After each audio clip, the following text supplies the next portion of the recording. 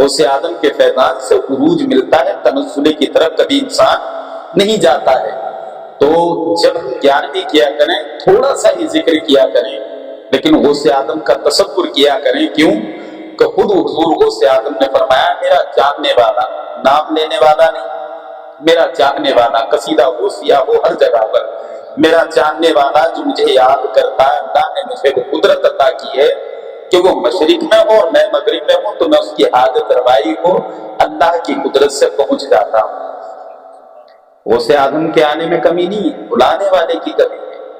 بلانے والا تو یہ جاؤ چچا کو دے گیا، رشتہ داروں کو چچا آئے نہیں، چچا سے ہوگا کیا؟ چچا تو کھڑے ہو کر کے کہنے لا کہاں سے رہے یار، ہر سال گیان بھی کر رہے ہیں، پتہ نہیں کہاں سے کما رہے ہیں، چچا سے کوئی فائدہ؟ غوث آدم کا ایک بار گھر میں آنا ہو جائے تو تقدیریں بدل جاتی، تقدیریں۔ تو تصور لے کر کے بیٹھا کریں، ایسی شان کے مالک ہیں حضور غوث آدم رضی اللہ تعالیٰ۔ بے شمار واقعات غوث آدم کے ہیں، بیان کی ہیں۔ ہم تو غالباً کون مہینہ نکل گیا یہ بیان کرنا ہے، کہاں کرامت غوث آدم کی بیان ہو رہی نہیں ہو رہی ہے۔ تو یہ تصور لے کر کے بیٹھیں۔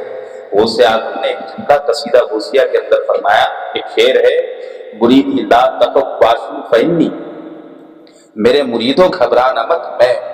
اور اتنا بڑا جملہ بولنے کے لیے نا بڑا جگر چاہیے، طاقت ہونی چاہیے۔ ابھی مجھ سے کوئی کہہ دے کہ مولانا ڈرنا مت، میں ہوں، اس کا مطلب یہ ہے کہ اگر مجھے کسی نے کچھ کہا تو وہ کھڑا ہوا ہے سپورٹ کے لیے، وہ میرے تمام دشمنوں کو چکنا چور کرے گا۔ غوث آدم نے جب اپنے مریدوں سے فرمایا کہ مریدی لا تخف واشو فإنی، میرے مریدوں گھبرانا مت میں ہوں، عقل مند لوگ تھے۔ ہاں، حضور غوث آدم سے عرض کی حضور کیا ہے آپ؟ جانتے تھے کہ غوث آدم ہے عبد القادر ہے؟ کہا حضور کیا ہے؟ غوث آدم دلوں کے تصور کو پڑھ لیتے ہیں۔ غوث آدم نے دل کے حالات کو پڑھ کے کہا کہ تیری جہاں تک رسائی ہے اس سے بڑھ چڑھ کر کے اس سے بالا تر نہیں گا، اللہ نے مجھے وہ شان عطا کی ہے۔ کہا حضور بتائیں تو صحیح۔ آپ نے کہا میرے مریدوں گھبرانا مت میں ہوں، کیا ہے آپ؟ کہا دنیا میں جو میرے نقش قدم پر چلے گا، جو میرا چاہنے والا ہوگا، اسے دنیا میں کسی چیز کا غم نہیں ہوگا۔ چاہنے والا، نام لینے والا نہیں، ہم نام لیتے ہیں صرف چاہتے نہیں۔ چاہت وہ ہوتی ہے کہ جو چاہت جس سے کرتا اس کی ادائیں بھی اپنے دل میں ہوتی ہیں۔ غوث آدم نے 40 سال عشاء کی وضو سے فجر کی پڑھی، یہاں غوث آدم کا نام لینے والا نماز چھوڑتا، چاہنے والا 40 سال عشاء کے وضو سے فجر کی نہ پڑھے لیکن فجر کی ضرور پڑھ لے گا۔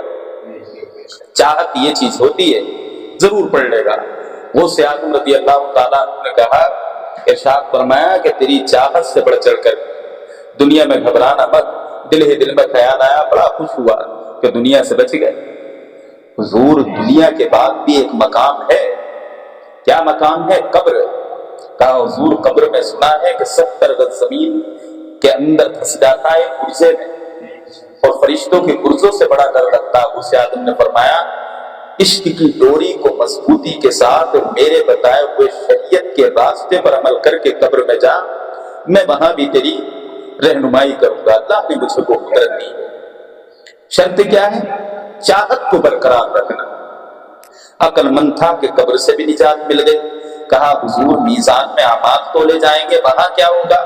غوث اعظم فرماتے ہیں عشق کی ڈوری کو مضبوطی سے پکڑنا، میرے بتائے ہوئے احکامات اور میرے بتائے ہوئے راستے پر پابندی سے گزر کر چلا جانا، میزان پر بھی میں تیری مدد کے لیے وہاں بھی ہوں۔ کہا حضور ایک پلصراط ہے، بڑا نام سنا ہے، جو تلوار سے زیادہ تیز اور بات سے زیادہ باریک ہے، جس سے کٹ کٹ کر کے لوگ جہنم میں گرتے ہوئے نظر آتے ہیں۔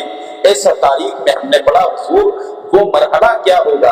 غوث اعظم نے فرمایا عشق کی ڈوری کو مضبوطی کے ساتھ پکڑے رہنا اور جو ہے بتائے ہوئے احکامات پر چل کر وہاں سے گزرنا۔ انشاءاللہ اللہ نے مجھے قدرت دی ہے، میں پرصراط پر بھی ہوں۔ عقل مند تھا کہ دنیا سے بھی بچ گیا، قبر کے حالات سے بھی بچ گیا اور میزان عمل سے بھی بچ گیا، پرصراط سے بھی بچ گیا۔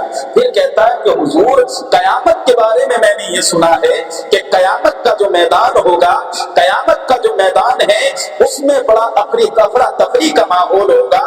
باپ بیٹے کو نہیں پہچان پائے گا، بیٹا باپ کو نہیں پہچان پائے گا، نہ کوئی کسی کا سگا ہوگا، نہ کوئی کسی کا سوتیلا ہوگا۔ تاریخ میں ہم نے یہ پڑھا ہے کہ انبیاء اکرام کے پاس بھی لوگ جائیں گے ان کے امتی، تو تمام انبیاء یہ کہیں گے اذهبوا الى غیری، تمام یہ کہتے ہیں کہ اور کسی کے پاس جاؤ۔ حضور ایسے پرفتن ماحول میں کیا ہوگا؟